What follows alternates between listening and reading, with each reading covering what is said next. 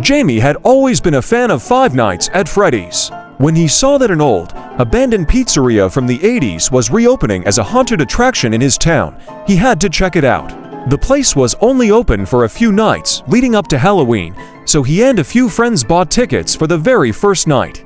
The place was designed to be like the real Freddy Fazbear's Pizza, complete with dusty tables, broken-down arcade games, and life-sized animatronics that were supposed to be just for show.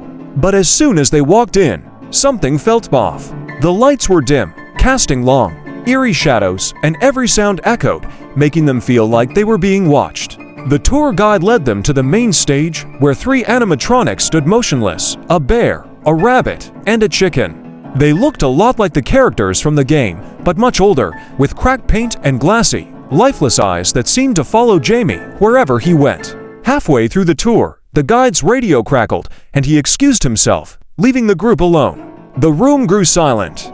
Jamie's friend nudged him, pointing toward the rabbit animatronic. Its head had turned slightly, now looking directly at them. Did it just move?" Jamie whispered. They all laughed nervously, but then the lights flickered, plunging the room into darkness. When they came back on, the bear animatronic was now standing at the edge of the stage, just a few feet away from them. Its jaw hung open, and its eyes glowed faintly. The group panicked and ran back the way they came, but every hallway seemed to loop back to the main room. And each time they returned, the animatronics were closer. Now, the chicken was blocking the exit door, its head tilted to the side, as if listening. In a final, desperate attempt to escape, Jamie ran into the kitchen, hoping to find another door. But the room was dark and filled with cold, metallic sounds. He heard a robotic whisper softly singing a lullaby.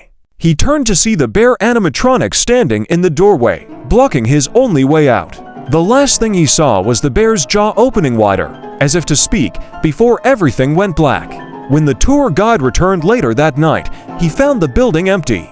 No one ever saw Jamie or his friends again.